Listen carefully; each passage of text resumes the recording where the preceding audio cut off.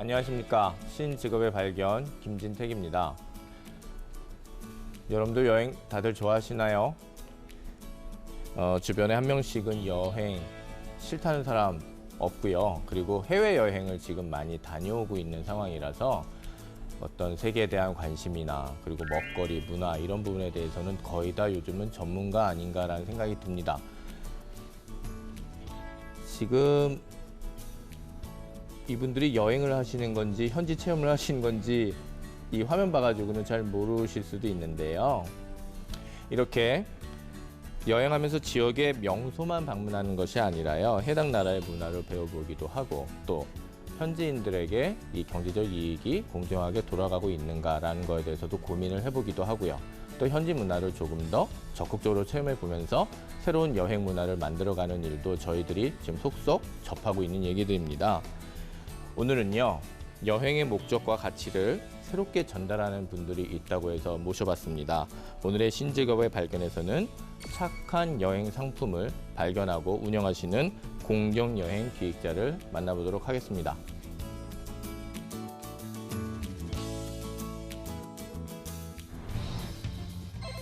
처음부터 끝까지 사진만 찍다 오는 여행은 늘 아쉽습니다. 뭔가 더 의미 있고 뜻깊은 여행을 찾으신다면 진짜 여행을 할 수 있도록 도와주는 공정여행 기획자를 찾으세요.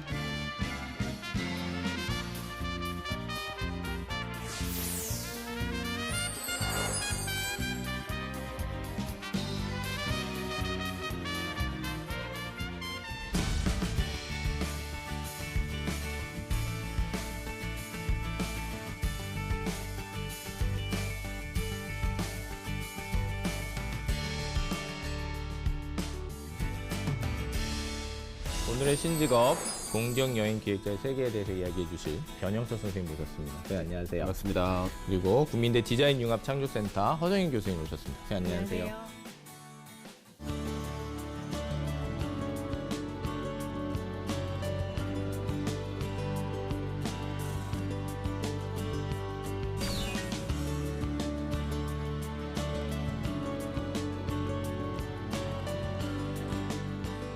자, 선생님, 저희 신직업의 발견 공식 질문이에요. 네네. 지금 무슨 일을 하고 계십니까?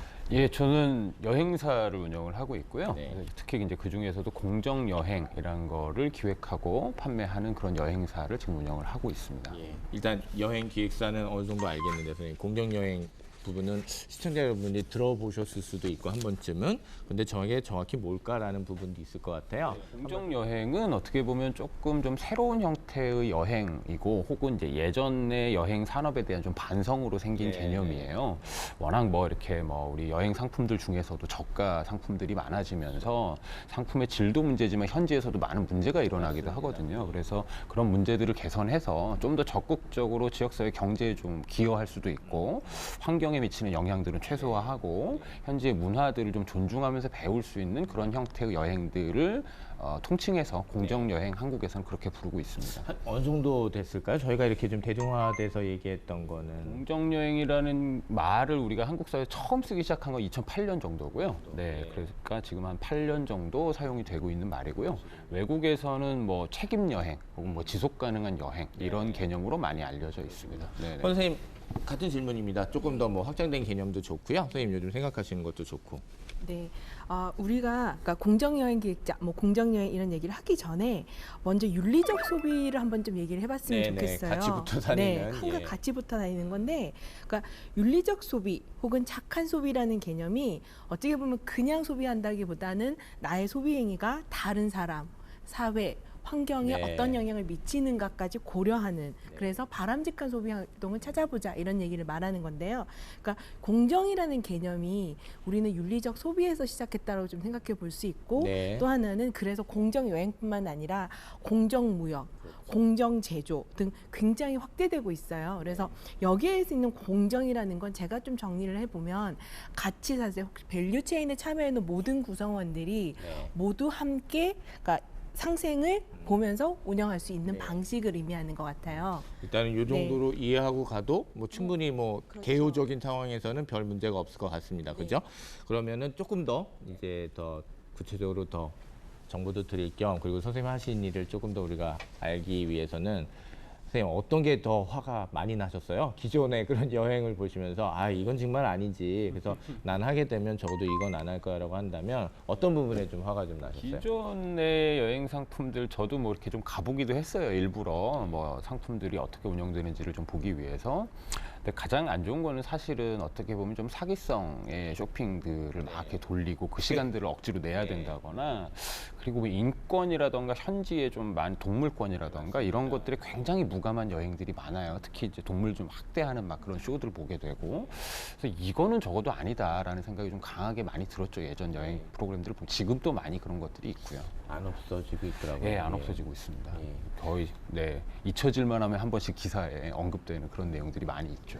오히려 저는 여행자의 입장에서 좀 생각해 보는 예, 게 예. 필요하지 예, 않을까. 논리적이세요. 예. 네, 그래서 뭐 예를 들어서 우리가 여행을 갔으면 사진을 많이 찍어야 뭐 물론 저도 그런 형태가 없었다고 말씀을 못 드리지만 찍어야 한다, 몇 장씩 찍는다, 예, 그리고 예. 돌아오면 남는 게 없잖아요. 근데 그런 거보다는 좀 여유 있게 보내는 여행에 대한 맞아요. 개념. 그래서 그 여행을 통해서 자기가 무엇을 얻는가에 대한 얘기를 좀 우리가 고민을 별로 안 우리가 해봤어요. 고민하는 게 예. 필요한 것 같아요. 그래서 공정여행 같은 경우는 그 산업이 어떻게 됐냐라고 하면 여전히 우리는 관찰자로 네, 보는 건데 그렇죠. 내가 이 여행을 통해서 무엇을 얻고자 하는지 그리고 내가 얻는 행위를 통해서 또 그 어떻게 보면은 일어난 일들에 대해서 어떻게 함께 잘 살 수 있는지를 생각하는 우리의 좀 개념이 필요한 게 아닌가 맞습니다, 선생님. 그 그런 어떻게 생각이 좀 보면 들어요. 사진밖에 안 남는다는 말이 그냥 겸손하게 얘기한 걸 수도 있는데 네. 또 한편 보면은 그만큼 상상력 없이 다닌다는 얘기고 그렇죠. 그만큼 그냥 대충 다닌다는 얘기고 그냥 그런 거라서 이미 그 태도에 대한 반성도 굉장히 중요한 부분 같아요. 선생님.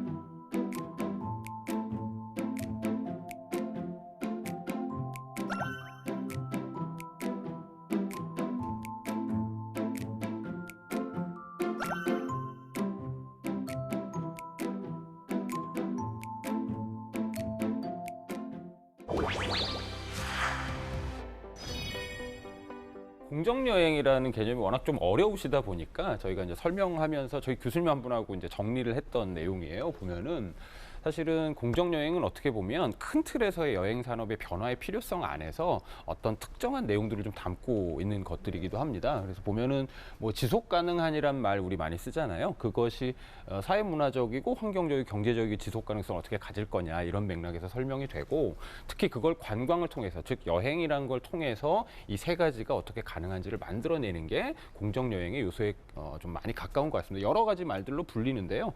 뭐 생태관광이나 녹색관광 이렇게 불리우기도 하고 책임관광이라고 불리우기도 하고요. 어떻게 많은 언어들로 불리우고 있고 조금 더 많이 알고 계시는 개념은 생태관광 같은 경우는 그래도 많이 들어보셨을 거예요. 이 안에서 실현되고 구현되는 원리들은 거의 다 동일하다고 보시면 되고요. 특별히 여기서 여긴 지금 복지관광 이렇게 표현을 했는데 특히 이제 이동약자들이나 장애인들의 여행까지를 함께 여행이 어려운 분들의 여행 기회를 만들어내는 것까지를 함께 풀어가는 거를 공정여행, 공정관광 이렇게 좀 정의해 가고 있습니다. 한국에서는. 저희가 꼭 기억해 볼 만한 것들이 있어요. 관광객 공정성이라는 문제 있고 지역주민 공정성, 생태적 공정성, 관광산업 공정성 이렇게 해서 나름대로 저희가 좀 이제 좀 잘 갖고 있으면 좋을 개념들이 정리가 잘 된 것 같고 이거 여기에서 지속 가능한 관광이라는 부분을 네네. 그러니까 사회 문화적 지속 가능성, 환경적 지속 가능성, 경제적 지속 가능성 세 가지로 나누셨는데 네네네. 저 모두가 동시에 만족시킨 대표적인 사례를 한번 설명해 주실 수 있으세요?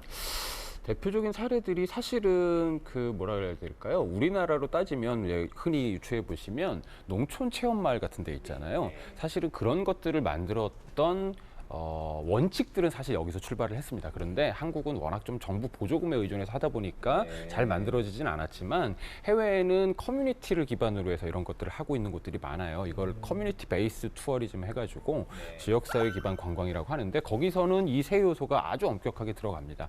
관광을 통해서 경제적인 수익들은 어떻게 만들어 갈 건지 그리고 이 이익들을 공동체가 공유하는 방안들은 뭔지를 같이 연구해서 주민들이 합의하셔서 만드시고요.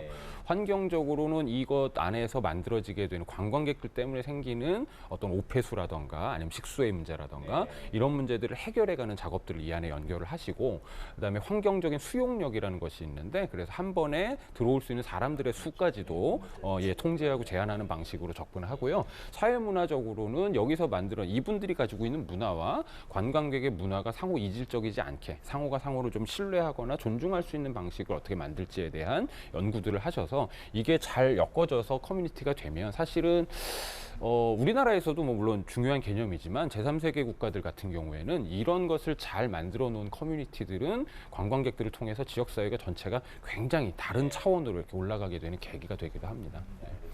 그 유네스코 세계문화유산이나 자연유산들이 다 내부적인 원리들로 이걸 다 채택하고 있으셔요. 관리 원칙들로 가지고 있기 때문에 아마 비슷한 모델들이 거기서도 나오게 되고, 특히 이제 요즘에 이제 도시재생, 지역재생 말들이 많이 화두가 되고 있잖아요. 도시재생가 나오셨어요. 네네네. 그래서 그런 것과도 굉장히 밀접하게 사실은 연결될 수밖에 없습니다. 지역이 재생되는데 사실은 다른 자원들이 없기 때문에 보통 관광을 매개로 해서 지역을 다시 회생시키는 작업들을 많이 하시거든요. 그럴 때 다 중요하게 좀 쓰이는 개념들일 것 같습니다. 아마 우리 허동인 교수님은 이제 이거 보시고 이제 이거야 뭐 이제 알고 계신 개념이시지만 이제 저희 같이 앉아가지고 할 때는 앞으로 더 나아갈 방향이나 확산되는 부분, 그런 부분 이제 얘기할 수 있으면 이제 연결이 잘 될 것 같습니다. 지금 영상이 나오는데요. 이건 어떤 영상인가요? 이게 지금 콜롬비아에서 커피 농장 방문하는 프로그램인데, 사실 느낌이 이런 느낌을 좀 연상하시면 비슷하실 것 같아요.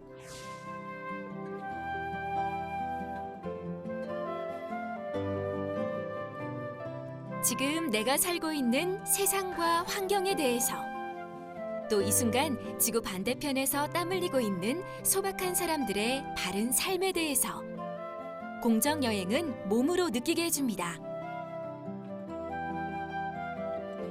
이곳 콜롬비아 커피 농장에서는 자연의 순환, 생명의 이치까지도 손으로 만져가며 몸에 새깁니다. 자신이 살고 있는 곳과는 전혀 다른 곳에서 살아가는 사람들의 삶 속으로 깊숙이 들어가 더 나은 세상과 미래를 생각하게 하는 공정여행 체험 비용은 온전히 그 마을을 위해 쓰여집니다.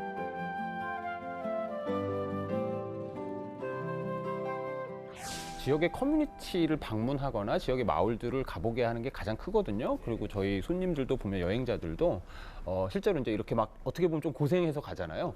고생해서 가지 않으면 또 볼 수 없는 곳이기 때문에 갔다 오신 분들은 굉장히 좋아하세요. 저 마을들에 직접 가봤다는 걸. 특히나 커피 같은 경우에는 되게 관심 많은 작물 중에 하나이기도 하고, 특히나 공정무역 같은 거 개념들도 요즘 많이 아시기 때문에 그 커피가 이렇게 나와서 이렇게 되는구나. 그래서 일부러 일본 같은 데에는 공정무역 투어 프로그램만 운영하는 그런 여행사들도 있을 정도로 굉장히 좀 특별한 어떤 여행 기회들 중에 하나입니다.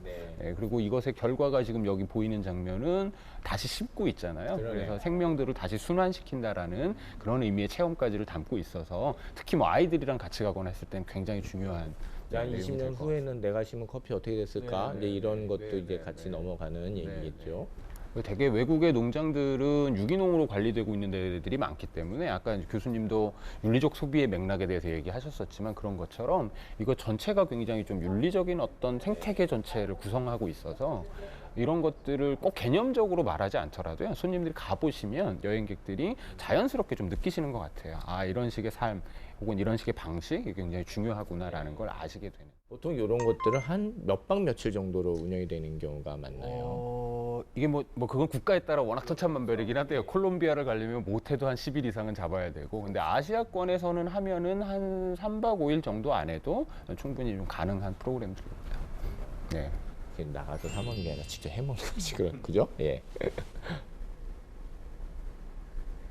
가셨을 때 음식 만들어 보는 체험들도 사실은 되게 재미있어 하시는 것 중에 하나예요. 그래서 일부러 재래 장터에 가가지고 재료들까지 이제 사 보시고 그걸 가지고 현지 방식으로 현지 도구들을 가지고 만들어 보시는 이런 체험을 일부러 한 반나절 이렇게 좀 해보시기도 하고요. 제가 항상 가면 굉장히 좋아하는 프로그램 중에 하나가 지역 시장에 가서 직접 장을 보거나 레지던스 빌려서 같이 요리를 하거나 현지에서 친구들 불러서 현지에서 차린 요리로 파티하거나 이런 식이 그러니까 모르겠어요. 모르겠어요. 그러니까 오히려 공정 여행에 더 가깝다는 생각이 들거든요. 그러니까 원래 공정 여행이라는 게 꼭 오지만 얘기하는 게 그렇지 아니라 않습니다. 현지 사회의 문화를 배우고 네. 현지 사회에 내가 한 여행의 발자국이 남아 있도록 네. 그래서 그 발자국이 그 사회를 보태는 데 도움이 되도록 하는 여행을 얘기하는 거거든요.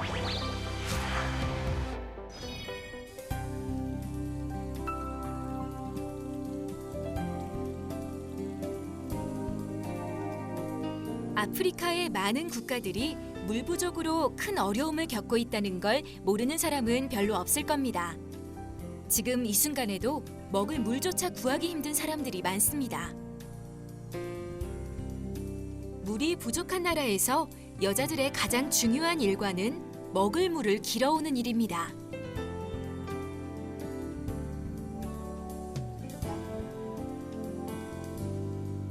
하루 필요한 최소한의 물을 얻기 위해 꼬박 반나절을 걸어야 강가에 닿을 수 있습니다.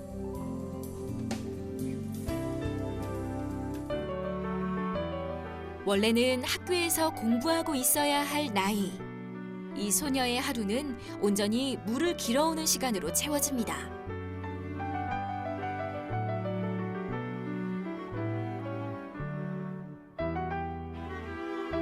조심스럽게 물을 채우고 다시 꼬박 반나절을 걸어 집으로 가야 합니다.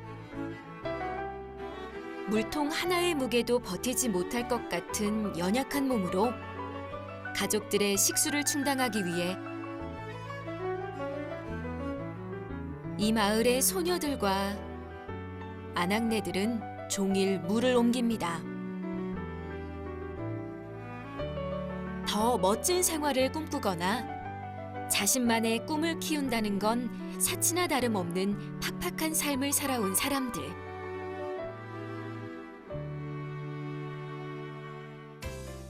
이런 사람들을 위해 공정 여행의 한 방식인 볼런 투어를 선택하는 사람들이 있습니다. 볼런 투어는 물이 없어 아주 기초적인 생활조차 힘든 마을 사람들에게 우물 파는 작업을 해주는 식으로 자원봉사와 여행을 결합한 개념입니다. 마을 전체를 깨우는 우물 파는 작업. 그 속에 익숙한 한국 청년의 모습이 보입니다. 평범한 여행 대신 공정 여행을 선택한 그룹입니다.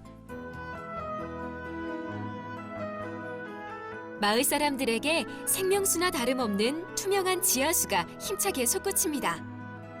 공정 여행으로 한 마을의 운명이 달라지는 순간입니다.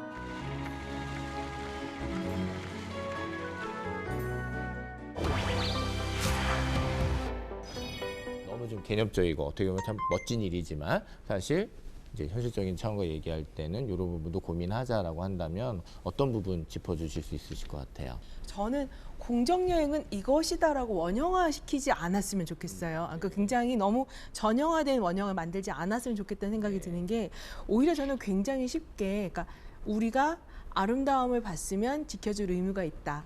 그리고 내가 할 수 있는 실천할 수 있는 공정 여행에 대해 생각해 볼 수 있는 정도의 방식이 어떨까라는 생각이 드는데 대표적인 예로 요즘 호텔에 가면 물을 지키기 위해서 아까 물 얘기 말씀하셨잖아요. 내가 물을 아끼기 위해서 수건을 한 번만 덜 갈아도 물을 그렇죠. 얼마나 아끼는지 네네. 알려줘요. 네네. 그러면 유심히 보고 거기에 참여하는 것만으로도 그러니까 자기가 할 수 있는 공정 여행에 참여하는 거고요. 첫 번째는. 그러니까 두 번째는 이제 예를 들어서 그러니까 지역 사회 같은 데 가서 그러니까 우리가 뭐 알려진 블로그로 알려진 굉장히 유명한 시장 이런 데만 가기보다는 우리가 주변을 둘러보고 동네를 둘러보고 네. 동네 빵집에 가보고 그렇죠. 그러니까 우리나라에서도 동네 빵집을 가보는 게 중요하지만 해외에 가서도 동네 가게, 동네 빵집을 둘러보고 자기가 스스로 발견하는 것만으로도 공정 여행에 참여할 수 있다. 같은 메시지가 중요할 것 같아요. 네.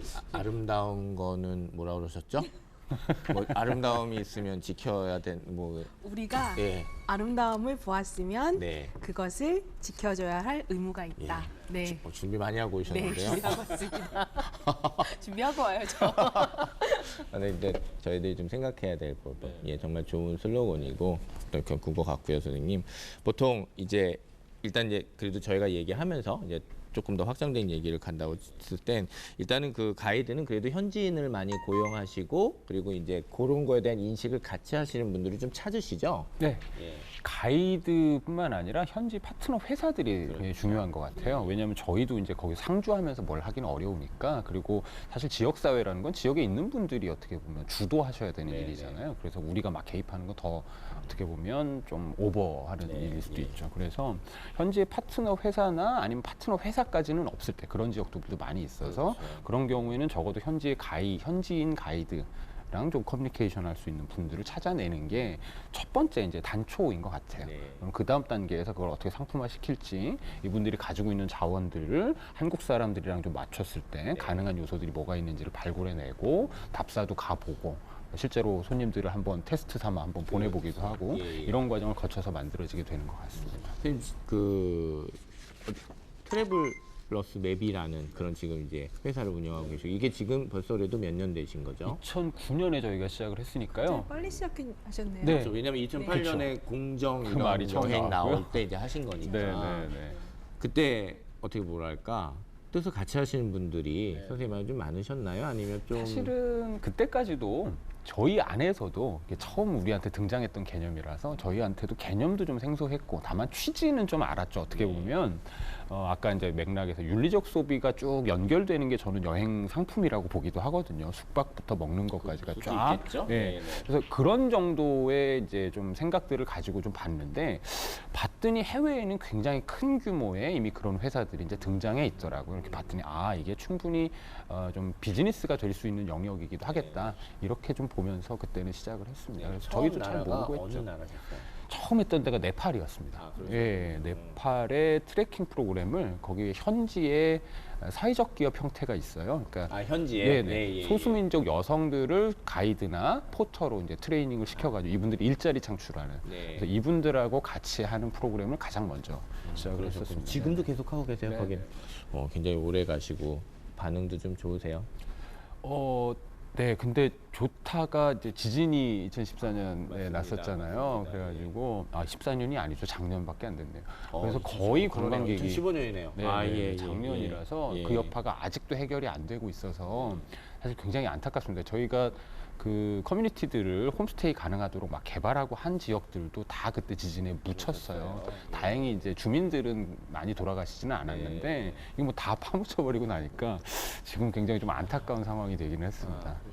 여행이 이런 좀 자연재해나 질병이나 이런 것 때문에 굉장히 좀 어려움들이 좀 많은 것 그러니까 같아요. 그 사업적인 차원에서 봤을 때는 아무래도 거기 영향을 받는 사업일 수밖에 없다 이렇게 보시고죠. 있는데 기업에서 굉장히 적극적으로 공정여행에 참여하고 있어요. 네. 그래서 어떻게 보면 공정여행 프로그램의 가장 큰 고객이라고도 보여지고요. 네, 그 과정에서 자연스럽게 40대 이상 고객들 참여하고 또 제가 본 사례는 그렇게 갔다 오신 분들이 자녀를 데리고 다시 가는 방식의 여행도 일어나더라고요. 네. 그래서 그런 부분을 생각하면 꼭 젊은 여행만 한다라는 게 아니고 아까도 말씀드린 것처럼 공정 여행에 대해서 너무 그러니까 저런 오지에 가서 농장을 직접 간다라는 방식이 아니라 예를 들어서 우리나라에서 제가 굉장히 공정 여행 관점에서 너무 좋았다고 생각하는 여행이 있는데 평창 쪽에 정선 쪽에 있는 산나물 따기 트레킹이었어요. 느낌만 들어도 네, 너무 좋은데요. 그래서 예. 거기가 시작했던 게 거기가 원래 거의 주민들이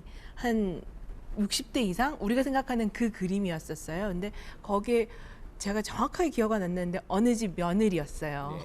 그래서 그냥 뭐 된다고 하길래 네. 산나물 따기 투어를 그때 지자체를 통해서 신청을 받았고 굉장히 심플해요. 그래서 당일 코스예요. 아 당일이에요. 네. 희망자는 1박도 가능하고 네네. 근데 마을이 워낙 작으니까 빈집이 많아서 가면 이제 같이 가서 나무를 따는 거예요. 산에 돌아다니면서. 네. 근데 너무 재밌었던 게 이건 무슨 나물이에요. 저건 무슨 나물이에요. 반응 것 자체가 너무 재밌기도 하고 두 번째는 끝나고 나면 투어가 정말 보리밥에 된장에 그 딴 나물로 그냥 쌈 싸 먹어요. 교수님이 좋아하실 수 있는 여행이었네요. 예, 마지막을 그거 먹방을 끝냈기 때문에 모두가 먹거리 좋아하는 여행으로 끝냈기 그리고 때문에 희망자는 돌아갈 수도 있고 아, 좋은데요, 스테이할 수도 있고. 정말. 네. 근데 예. 제가 거기에 대해서 더 이제 관심을 가졌던 이유가 그 마을이 지금 나물 생산하는 마을로 발전해 나가고 있어요. 그러니까 그런 식의 방식이 더 좋은 방식의 공정 여행이 아닌가. 그리고 공정 여행 그러면 외국으로만 생각하는데 우리나라의 공정 여행으로 좀 많이 발전시켜 놓고 지역에 연결을 시켜 놓으면 반대로 서로 주고받을 수 있거든요. 네네. 그런 식의 고민이 좀 필요한 것 같아요. 예, 좋은 사례 말씀해 주셨고요. 예, 저희 지금 신재고의 발견, 오늘은 공정 여행 계획자에 대해서 이야기 나누고 있는데요. 선생님 지금 이런 이야기를 이제 같이 가지고 이제 원론적인 출발, 그리고 개념적인 얘기, 그리고 아직도 존재는 하고 있습니다만 조금 더 확장되고 또 융통성 있게 더 이렇게 엮여 나갈 수 있는 부분에 대해서 지금 하고 있잖아요. 공부를 끊임없이 하셔야 될 것 같아요, 선생님. 예, 계속해서 정보에도 민감하셔야 되고. 컨셉을 개발하는 데 있어도 그렇고 그다음에 팀원들과의 어떤 잦은 토론도 있으셔야 될 것 같고 어떠신가요? 사실은 이게 한국 학계에서도 되게 낯선 개념이고 학계에서도 이게 관광학 쪽에서는 많이 공부들은 하시는데 네. 한국에서는 이게 전문적으로 막 되고 있지는 못해요. 그러다 보니까 정보들은 전부 외국 자료들이고요. 돈도 안 드시는 것 같고요. 예, 그런 부분도 있는 것 같습니다. 네, 예. 근데 그래서 아직 한국어로 된 자료들도 많지 않아서 근데 외국에는 굉장히 많은 풍부한 자료들이 있어요. 외국에서는 이미 한 30년 정도의 경험들을 가지고 있기 때문에 전 세계 사례들 계속 보면서 좀 연결할 수 있는 데는 연결하고 적용할 수 있는 데는 적용하는 거고 그다음에 저희가 뭐 국제 포럼 같은 것들을 공정 관광, 공정 여행 해가지고 열기도 해요. 네. 그런 걸 열어서 그때는 좀 외국의 그런 전문가들을 좀 초빙해서 이분들한테 좀 배우기도 하고요.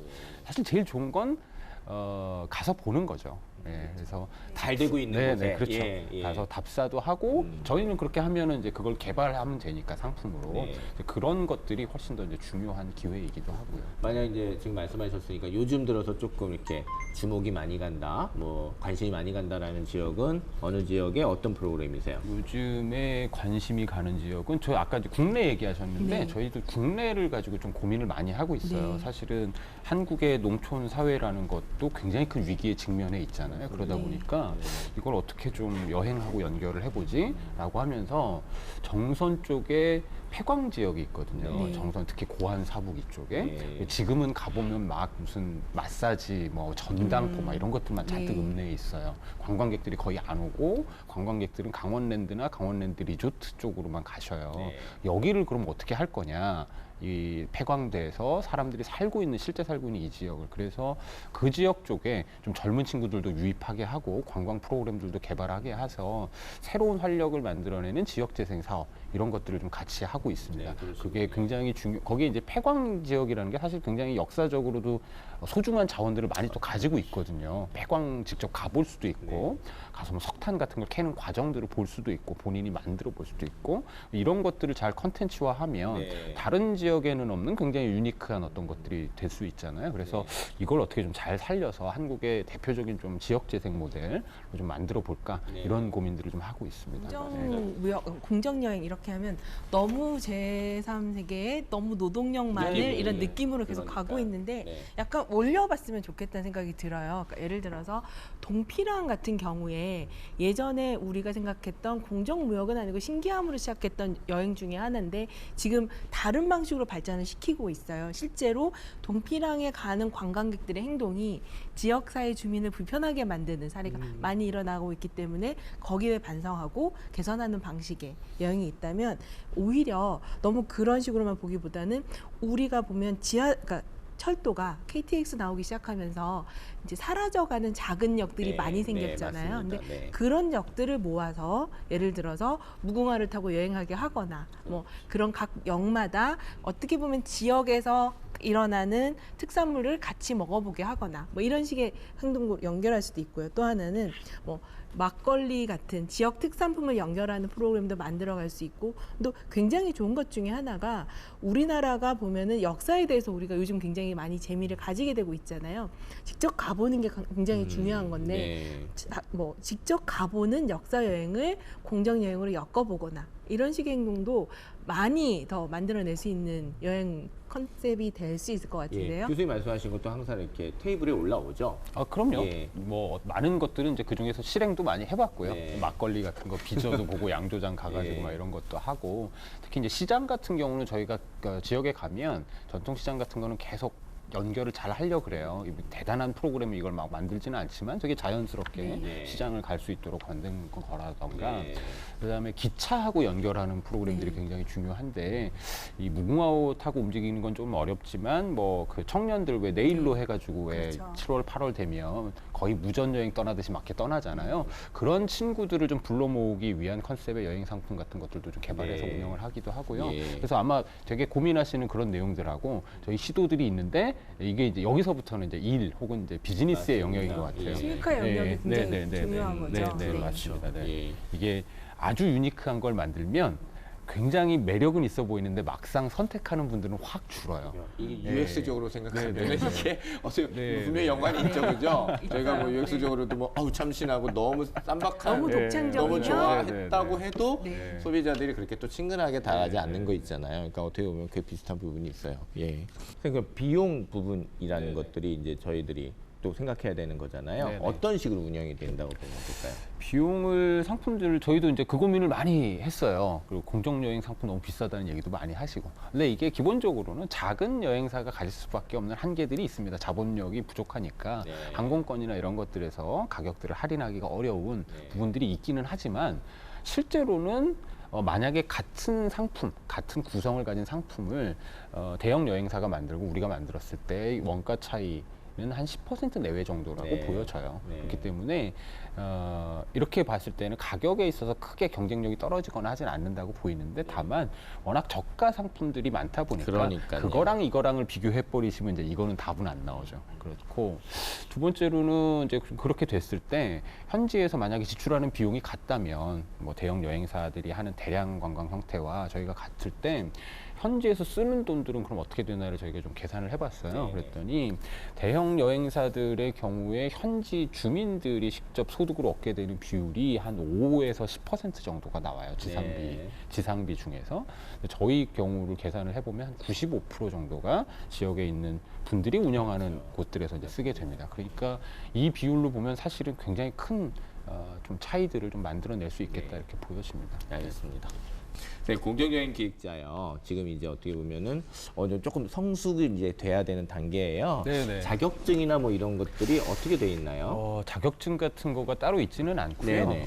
이제 인솔자 자격증이라던가 뭐 해설사라던가 이런 것들은 있는데 네. 딱 뭐 공정 여행 혹은 여행 기획자 과정의 자격증은 없습니다. 왜냐면은 여태까지의 좀 여행업이라는 것이 여행을 기획하고 여행의 컨셉이 뭐냐가 중요했다기보다는 가격 구조, 어떻게 싼 가격으로 만들어낼 거냐를 중심으로 상품들이 쭉 만들어져 왔었기 때문에 사실은 여행을 기획한다라는 게 큰 의미가 없었어요. 그런데 시대가 변하면서 사람들이 굉장히 다양한 기호와 관심들을 가지게 되고 그러면 이 사람들이 경험할 수 있는 여행을 굉장히 다양한 방면에서 만들어내야 되거든요. 특히나 퀄리티도 있고 컨텐츠도 충분히 확보한 이런 여행들을 만들어내야 되는데 그런 일을 좀 할 사람들을 이제 여행 기획자 이렇게 좀 보는 거고 그 중에서도 좀 이것의 공정함을 어떻게 이 안에 실현시켜낼 거냐라는 것까지가 포함된 개념이 이제 공정 여행 기획자 저희가 이렇게 부르고 있는 것 같습니다. 근데 다만 사설 아카데미라고 할까요? 예. 개별 아카데미 혹은 같은 뭐 건 있지만 협회 만드셔서 왜 요즘 이제 그런 많이 데서 하시는 하는데 그거는 아직 안 그런 예. 거는 있어요. 아카데미 과정들은 지자체에서도 종종 개설하시고 네.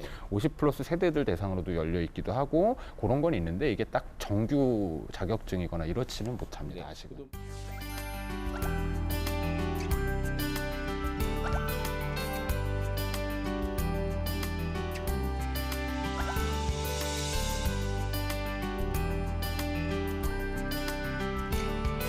애초에 여행은 좋아하신 건 알겠습니다. 그러니까 네네. 이런 일을 하셨겠습니다. 원래는 어떤 일을 하시는 거였죠?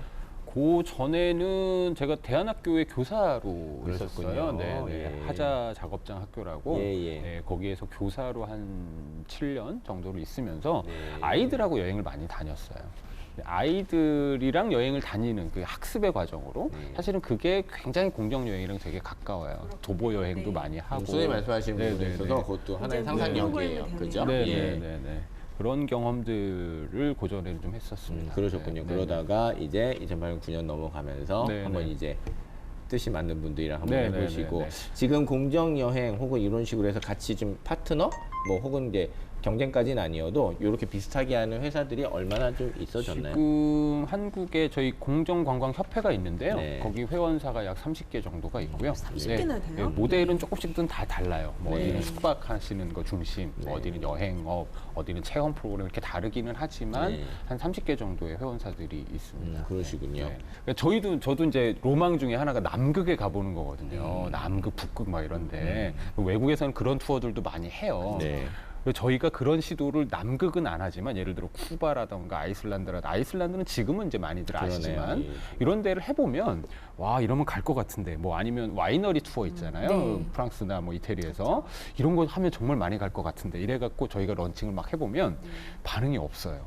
그러니까 이 사람들이 아직도 어떤 의미에서는 되게 새로운 것들을 원하지만 막상 그것을 하는 거로 구매로까지는 또 안 가시는구나. 그래서 적절하게 얘를 섞어줘서 어쨌든 여행을 가면 할 수 있는 경험들도 최대한 그냥 하시게 하고 뭐 프랑스 파리에 갔으면 뭐 파리에서 에펠탑도 보고 이것도 다 하고 대신에 이런 것들이 몇 가지가 좀 잘 붙어 있는 그림이 나와야 되는 거여서 그러니까 아주 유니크한 상품들이 보시기에는 좀 부족하다 이렇게 보이실 수 있을 것 같아요. 저는 약간 다르게 생각하고 있는 네네. 게 그러니까 저는 기획자 일을 또 해봤던 사람이라 예를 들어서 우리나라에서 와이너리 투어는 되게 힘들어요. 왜냐하면 아직은 우리나라가 와이너리 투어 정도를 하려면 적어도 2달 전에 나의 일정을 2주 이상 비워놓고 확정시켜서 비행기표를 예매해 놓을 수 있는 사람이 얼마나 될까요? 그러니까 문화랑도 맞아 떨어지는데 저는 개인적으로 와이너리 투어를 많이 다녀봤는데 한국에서 예약해서 간 적은 없고 항상 현지 가서 예약을 하거든요. 예. 가면 예. 항상 풀나 있어요. 항상 꽉꽉 차 있다는 네, 거죠. 네, 네. 그러면 이제 뭐냐면 기획으로서 굉장히 유니크한 것과 비즈니스적으로 워킹하게 만드는 것 사이의 간극은 조금만 더 고민해 보시면 좋은 수익이 나는 무대를 만들어 질 수 있을 것 저도 같은데요. 그렇게 기대하고 있습니다. 네. 네. 풀어봐야 되는 숙제죠, 사실. 네. 허정인 교수님은 항상 오시면 컨설팅하고 가세요. 네, 그래서 오시는 분이 좋으세요. 사실은 지금 해서 오시는 분들이 좋으신 것 같아요. 네, 제가 네, 보기에는. 그래서 지금 고객 반응을 이렇게 네, 네. 보시면요, 선생님 이렇게 보시면 돼요. 제 질문은 인식에 대한 변화와 지금 이제 고객들의 반응도 이제 좀 달라지잖아요. 같이 엮어서 보신다면 어떤 변화가 있나요? 인식에 대한 변화는 조금씩 좀 생기셨는데 저는 좀 저변이 조금 늘어나고 있다라고 좀 생각이 돼요. 그러니까 옛날에는 아까 이제 물 사용 줄이기 위해서 시트 안 갈고 하는 거에 대한 개념조차도 없으시다가 요즘에는 스스로 막 그런 걸 하시거나 그 수건 아끼기. 네네. 수건 아끼기. 그죠. 그런 네. 것들을 네. 봤을 때 바로 반응하시는 손님들이 있으세요. 그러니까 네. 옛날에는 대체 내가 이걸 왜 해야 돼? 라는 질문을 하셨다면 지금은 오히려 좀 더 적극적으로 이런 것들을 할 수 있는 방법들을 본인들도 찾아내시기도 해요. 근데 또 한편에서는 그래도 뭔가 이거는 윤리적 소비에 대한 경험이 있는 분들이시잖아요. 근데 이런 것이 없이 그냥 상품만을 보고 들어오시는 일반 고객들도 되게 많이 늘어나고 있어요. 아, 예. 그러니까 이분들이 접근하는 건 공정 여행이어서 접근하는 게 아니라 네. 뭔가 자기한테 좀 더 편하거나 자기가 좀 해보고 싶었던 어떤 것들이 있거나 네. 이런 것을 가지고 들어오시는 분들도 되게 많으세요.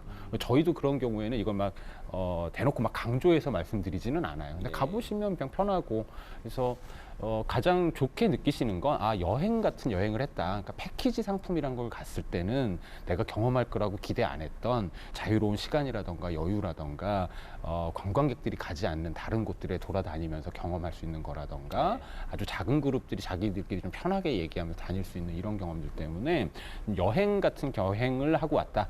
이게 좀 많은 분들의 좀 공통적인 의견이신 것 같고요. 뭐 그런 것들 때문에 계속해서 좀 반복적으로 가시는 분들도 좀 많이 생겨나고 이런 것 같습니다. 그렇군요. 네. 허정인 교수님, 허정인 교수님에게 여행이란?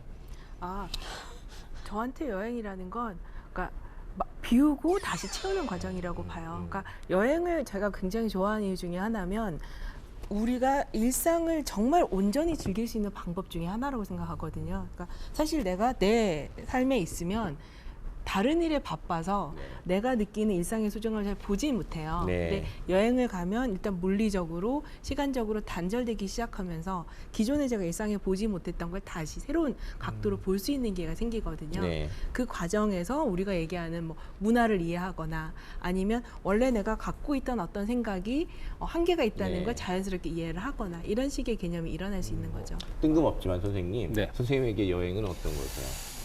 저한테는 여행은 배움이다 이렇게 연결되는 것 같아요. 네. 사실 이제 청소년들의 여행들을 만들었던 거가 좀 그 배경 같은 거기도 한데 사실 여행만큼 큰 배움의 기회란 건 없거든요. 네. 그게 아이들뿐만 아니라 어른들도 마찬가지고 요즘에는 60대 이상 그 노부부들 돌아다니시면서 여행을 많이 하시는데 맞습니다. 이분들의 주제는 어떤 의미에서 계속 배움이에요. 네. 자연을 더 본다던가 새들을 이렇게 탐조하면서 다닌다던가 내가 뭐 놓친 거 없나 이런 역사 거 있으신 문화자원 것 같은 같아요. 거. 예. 그래서 이게 이 여행이란 건 전체적으로 우리 삶 전체에서의 배움의 가장 중요한 요소가 아닌가 이런 생각이 들고 그런 거에서 되게 이제 저한테 좀 영감을 주는 모델 같은 게 네. 18세기 이거는 관광 자체의 시작이기도 한데 18세기에 영국 그 부유층 자제들이 유럽에서 여행을 하면서 1년, 2년씩 했던 거를 그랜드 투어, 뭐 불어로 그랑투르 이렇게 불렀던 그런 이제 문화들이 좀 있었어요.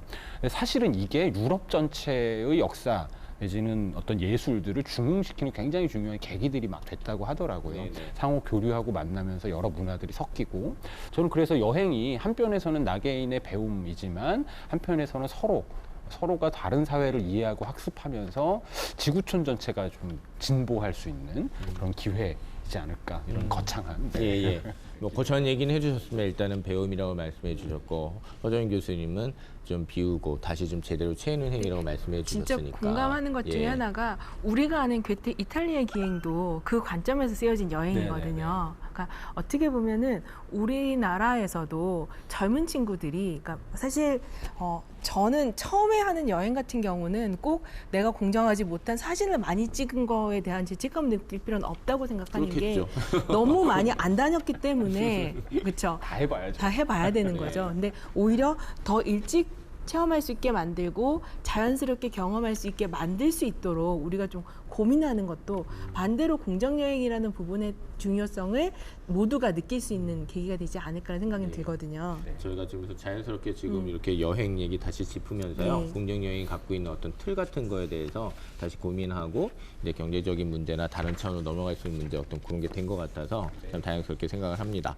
자, 그럼 이런 차원에서 이제 공정여행 기획자 그리고 앞으로도 이제 여행을 고민하실 때는 이미 깔려 있는 개념으로서 이제 공정을 버리시진 않으실 테니까 네네. 아마 한 어느 정도 지나면 이제 변 선생님 말씀하실 때 그냥 공정여행 얘기 안 해도 그냥 좋은 여행 기획자 이렇게 되면 참 좋을 것 같아요. 그죠? 네네. 예, 그런 상황에서 항상 지금 고민을 하실 때 중점을 두시는 부분 있죠. 예, 지금 이렇게 공정여행 이런 식의 건 아니더라도 정말 이제 선생님 지금 말씀하신 여행이라는 그 컨셉의 증거에서 접근하실 때 네. 이게 직업 혹은 비즈니스 차원에서 접근을 할 때 회사가 이걸 접근할 때 가장 중요한 거는 지역이라는 개념인 것 같아요. 정말 로컬. 네. 로컬 안에서 어떤 일이 벌어지고 그 로컬이 어떤 자원을 가지고 있고 어떤 사람들이 살고 있고 그걸 최대한 우리는 찾아내고 발굴하고 이걸 서포트해서 이분들이 본인들이 가지고 있는 자산이나 자원들을 잘 활용해서 이 로컬이 잘 보존되고 보호될 수 있도록 하는 거 이 지점이라서 로컬 특히 사람이죠 사실은 거기 살고 있는 이 사람하고 우리가 어떻게 만날 거냐 그리고 이분들이 아직은 좀 가지고 있는 미숙함은 뭐고 우리가 이분들의 어떤 부분들을 서포트를 하면 한 단계 가서 이게 정말 사업화돼서 실질적인 도움이 될 수 있을 거냐 이런 점이 가장 고민되고 가장 중요하기도 하고 한 지점인 것 같아요. 그러시군요. 네. 지자체 분들의 어떤 생각들, 태도들 그리고 선생님들과 함께 이렇게 협업하는 그런 태도들은 좀 어떻게 보세요? 그쪽은 오히려 굉장히 적극적입니다. 왜냐하면은 다른 수단이 많이 없는 곳들이 많아요. 맞습니다. 특히 관광을 붐업해 보려고 하는 데들은 다른 자원으로는 이미 할 수 있는 게 없어서 이걸 어떻게 하지? 그럼 외부에서 누군가 와야 되는데 그 이유를 어떻게 만들어낼까 하시는 거라서 실은 저희가 그런 거를 먼저 제안을 하거나 혹은 그쪽에서도 먼저 찾아와서 제안을 하시거나 해서 반응은 굉장히 호의적이시고 좋습니다. 네. 예, 근데 다만 문제는 이분들의 역량, 이분들이 가지고 있는 현재 상태는 이 뭔가 눈높이가 아주 높은 소비자들이 오기에는 아주 낮은 상태인 거예요. 그러니까 같이 막 한참 고생해가지고 이거 올려놔야 되는 게 이게 좀 오히려 고민이고 걱정이죠. 선생님 일자리 창출 개념 부분으로 저희가 요거 얘기 좀 할 수 있지 않을까요? 충분히 할 수 있죠. 예, 예. 그러니까 저는 사실은 공정여행에서 우리가 고민해야 되는 포인트 중에 하나가 그러니까 우리가 얼마나 공정한 패키지를 만들었다라기보다는 우리가 공정 여행할 수 있는 기반을 얼마나 확대해 놨고 거기에 관심 있는 사람이 얼마나 잘 연결될 수 있도록 플랫폼을 만들고 있는가라는 얘기를 좀 확대를 해봤으면 네, 좋겠어요. 네. 그러니까 이 말씀을 드리는 것 중에 하나가 요즘 여행 트렌드가 굉장히 크게 바뀌었는데 하나는 스스로 하는 패키지가 아닌 스스로 기획하는 여행이고요. 두 번째는 말씀하신 것처럼 로컬이고요. 네. 근데 세 번째는 거기에 뉴 시니어들의 여행이 늘어난 거랑 플러스 믹스앤 매치예요. 뭐냐 하면 예전처럼 초호화 럭셔리 혹은 초고생이 아니라 이틀 정도는 저런 오지에 하루 가서 정도는 할수 엄청 있으니까. 고생을 하고 예, 예. 그다음 3일은 굉장히 좋은 호텔에서 굉장히 부드럽게 보거나 네. 이런 식의 방식으로 느껴가고 있거든요.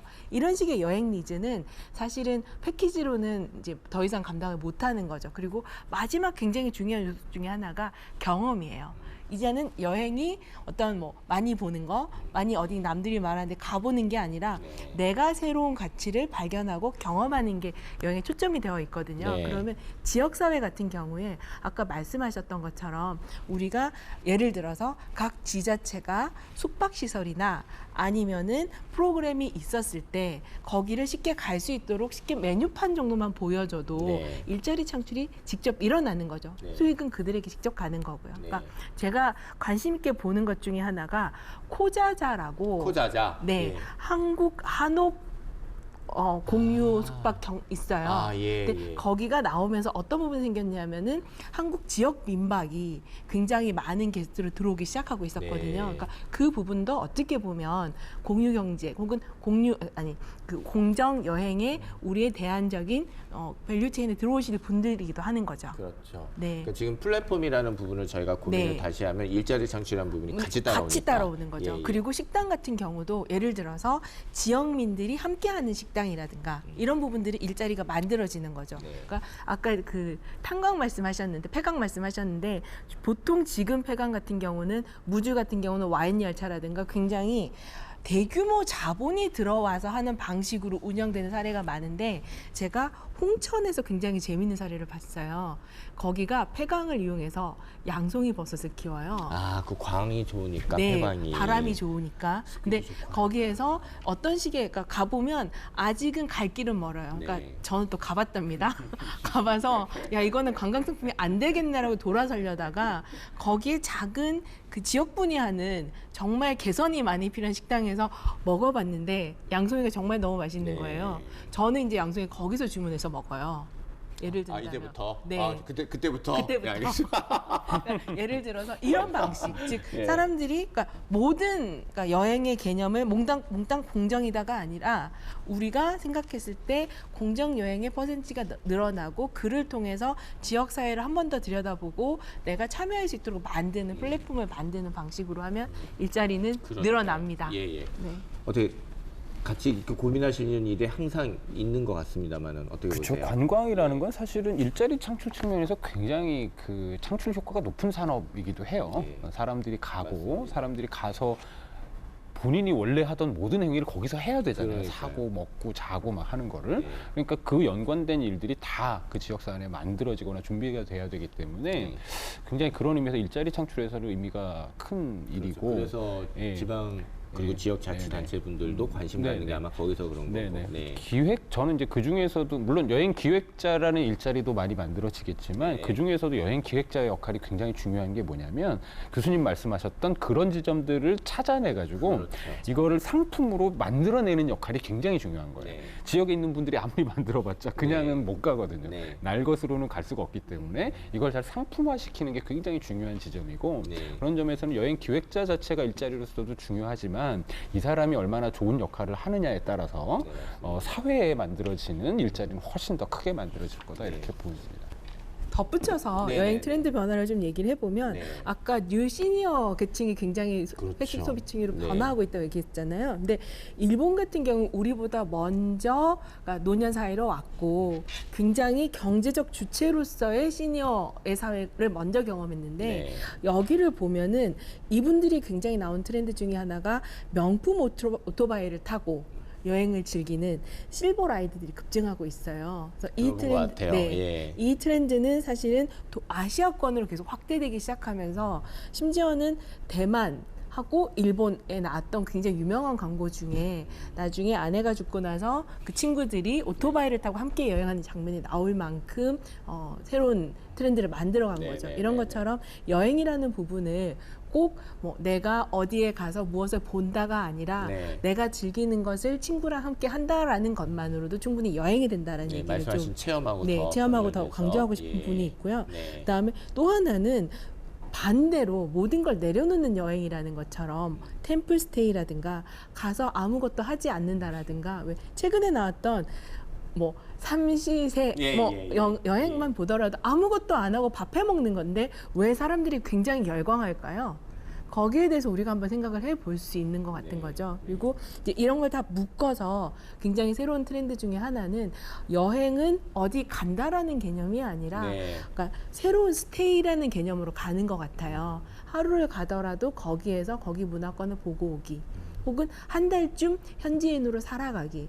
한 몇 년 전부터 굉장히 뜨고 있는 여행 트렌드 중에 하나거든요. 그러니까 이런 방식이 생각한다는 건 이미 우리가 그러니까 의도하진 않았지만 공정 여행이라는 개념으로 이미 가 있는 거고요. 그걸 다른 방식으로 경험의 극대화로 전달할 수 있는 방법을 함께 고민해 보면 좀 좋지 않을까라는 생각이 들어요. 교수님 좋은 지으신 것 같아요. 오늘 어차피 허정인 교수가 계속해서 그 공정이라는 얘기 자체가 너무 개념으로 잡혀 있는 것에 대해서 굉장히 답답해하시는 그런 걸 제가 많이 느껴요. 그러니까 너무 개념적 차원에서, 학문적 차원에서, 학제적 차원에서 그냥 너무 잡혀 있으면 이거는 오히려 그걸 죽이는 일이 아닌가라는 차원에 대해서 계속해서 이제 여기서 문제 제기해 주시고 현실적인 차원에서 어떤 가능성들을 계속 제시하는 쪽에 얘기를 많이 해주신 것 같아서 그건 나와도 굉장히 좋은 것 같습니다. 어떻게 좀 시도해 볼 만한 그런 급여나 뭐 이런 게 좀 될까요? 우리 친구들이. 급여는요. 뭐 저희 회사를 놓고 보면 여행업 쪽의 급여들이 좀 낮아요. 전반적으로 좀 낮은데 그 급여보다는 조금 높거나 뭐 그 정도 수준을 지키고 있습니다. 공정하게 하시니까. 공정업 최고라는 거죠. 그리고 뭐 저희는 주 35시간이에요. 40시간이 아니고 10시부터 6시까지 일하고 그러니까 이런 것들이 정착되면서 일하기는 좋은 환경이긴 한데 그럴 수밖에 없는 건 출장을 많이 가게 되잖아요. 그러니까 그런 배려들을 좀 많이 어쨌든 고민하는 그런 구조를 좀 가지고 있습니다. 저희가 요즘 자주 여쭤보는 거예요. 어떤 덕성이랄까, 어떤 태도랄까. 진짜 이 직업을 위한 당신들의 자세는 어땠으면 좋겠어요? 라는 게 있으실 거예요. 그거에 대해서 오늘 좀 얘기해 주시면 좀 좋을 것 같습니다. 고등학교 3학년인 학생 한 친구가 올 초쯤에 저한테 메일을 보낸 적이 있어요.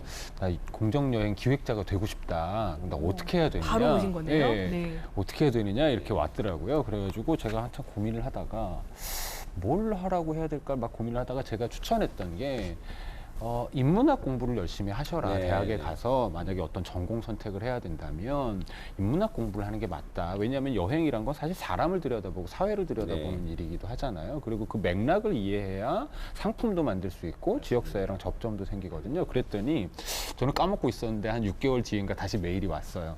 선생님의 얘기를 정말 고민을 해보고 인류학과를 지원을 했다는 거예요, 본인이. 그 친구는 이제 뽑으셔야 돼요. 일이 커졌다. 일이 커졌어. 근데 저는 이제 만약에 정말 이걸 진지하게 하고 싶다면 굉장히 훌륭한 선택이라고 생각해요. 그럼요, 그리고 그런 점에서 가장 중요한 자질이라고 하면 소통하는 능력인 것 같아요. 특히 이게 가면은 어르신 아주 나이 많은 어르신부터 시작해가 청년 그룹들까지 굉장히 다양하고 문화적인 배경들도 다르고 국가마다 이것에 대한 이해와 대화할 수 있는 능력들이 있어야 되는데 이게 없으면 말짱 꽝이거든요. 아무것도 안 되거든요. 저희가 비즈니스적인 관계로만 거래를 하는 게 아니기 때문에 신뢰가 전제가 되는 거라서 그런 소통할 줄 아는 능력, 사람들이랑 좀 친하게 지내고 친밀감을 만들어낼 줄 아는 그런 게 가장 중요한 자질 혹은 덕목이 아닐까 이렇게 생각이 됩니다. 뭐 커뮤니케이션 스킬을 말씀하시는 건 아니라고 생각이 들어요. 진전성이 있고 참을성 있는 태도랄까 이런 부분이 있어야 되지 않을까 그런 생각이 들고요. 이제 선생님한테 먼저 여쭙고 이쪽으로 가는 게 좋겠습니다. 저희 마지막 질문이죠. 공식 질문. 이 직업 전망 어떻게 보세요, 선생님? 저는 사실은 두 가지를 얘기하고 싶은 게 이 직업은 새로운 수요를 창출하진 않을 거라고 생각을 해요. 무슨 말이냐면은 기존의 여행들이 모두 공정 여행으로 넘어올 것이고 그러면 더 큰 얘기세요, 네. 이게. 이게 더 큰 얘기세요. 그래서 예. 앞으로는 여행을 기획한다라는 것 자체가 공정 여행을 기획한다라고 바뀌기 때문에 최소한의 수요는 보장된다고 보고요. 근데 네. 오히려 저는 이걸 공정 여행 기획으로만 보기보다는 오히려 경험 기획자라는 식으로 확대를 하면은 우리가 여행이라는 부분을 너무 저렇게 뭐 네. 물론 저희도 굉장히 중요한 부분이지만 한 시간을 가더라도 경험을 어떻게 기획할 것인가, 네. 그다음에 내가 하루를 가더라도 어떻게 경험할 것인가에 대한 그런 그러니까 총괄적인 기회를 갖고 있기 때문에 그 관점으로 만들어 본다면 네. 굉장히 유망하다고 보고요. 그렇죠. 또 하나는 이제 아까 말씀하신 것처럼 다만 그냥 내가 좋은 걸 만들었는데 너가 왜 안 사니가 아니라 네. 이걸 비즈니스적으로 어떻게 센스 있게 풀어낼 것인가에 대한 부분은 같이 고민이 필요한 영역인 것 같아요. 예. 삶의 태도가 바뀌고 문화의 향유하는 게 바뀌었으니 당연히 이제는 여행도 이런 쪽으로 넘어갈 거라는 네. 거. 그다음에 두 번째는 선생님 말씀하신 대로 오늘도 또 한 건 하고 가시네요. 경험기획자 이거 이름 또 오늘 내가 만든 건가요? 오늘 또 한 건 하시고 경험기획자 이런 네. 식으로 가면 좋겠다라고 하시는 그런 지평 얘기해 줬으니까 이런 분명히 저희들이 같이 고민할 부분 같고요. 자, 선생님 어떠세요? 이 직업 전망 어떻게 보십니까? 그 교수님하고 되게 비슷하게 고민하고 생각하는 부분들이 많은 것 같은데요. 제가 영국에 갔을 때였는데 영국에 이제 이 뭐 책임 여행 이런 걸 리서치하러 네, 갔었어요. 현지에서 그걸 하고 계시는 분인데 제가 그때가 이제 2009년 말이었습니다. 그분한테 가서 여기는 진짜 뭐 리스폰서블 투어리즘이 정말 대세냐 이런 질문을 했더니 굉장히 뜨악하게 저를 보는 거예요. 왜 그런가 그때는 이해를 못했어요. 근데 왜 그랬냐면 이미 그냥 그게 관광인 거예요. 그렇죠. 이게 특별히 정의되는 게 아니라 이미 본인들이 하고 있는 투어리즘이 다 리스폰서블하고 서스테이너블한 방식으로 가지 않으면 안 되기 때문에 다 움직여 버린 거예요. 그러니까 여기다가 대고 이게 뭐 잘 되고 있나요라는 질문이 되게 우문이 돼 버렸던 거죠. 그래서 한국 사회도 저는 그렇게 갈 거라고 봅니다. 네, 어떤 종류의 관광과 관련된 행동도 그런 식의 사회적 책임들을 벗어나서는 도저히 얘기하기 힘든 상황으로 갈 거라고 네, 보기 때문에 네. 여행 기획이라는 게 중요하지 딱 공정이라는 말 자체가 붙는 거가 오히려 제한적일 수 있다 이렇게 보고 그런 측면에서는 여행을 기획하고 만들어내는 사람들에 대한 필요는 앞으로 훨씬 더 많이 늘어날 거다 네. 이렇게 보여져요. 그리고 이 사람들이 해야 될 건 뭐냐? 네, 말씀하신 대로 저도 공정 여행이란 걸 뭐라고 생각하냐면 일종의 우리가 디즈니랜드를 갔을 때의 디즈니랜드는 사실 어떤 경험을 창조해내는 거잖아요. 그래서 이 사람이 하게 될 행동, 거기에 있는 사람의 한 요소 하나를 다 계획해가지고 이 사람이 왔을 때는 완전히 다른 곳에 온 것 같은 환상적인 체험을 네. 만들어내는 건데 저도 공정 여행이라는 건 그런 요소라고 봐요. 예를 들어 처음에 막 상담을 받을 때부터 시작해가지고 상품의 내용과 처음 어딘가에 갔을 때 이 사람에게 어떤 말을 전달할 건지 네. 어디서부터 접근하게 할 건지를 다 세밀하게 짜야 되는 체험의 영역이다라고 보여지고요. 그것을 잘 만들었을 때는 그리고 훨씬 큰 여행객들한테 다른 경험들을 네. 보여줄 수 있겠다. 그런 필요가 이 여행 기획이라는 직업 안에 네. 가장 중요한 역할로서 필요하지 않을까 생각됩니다. 예, 알겠습니다.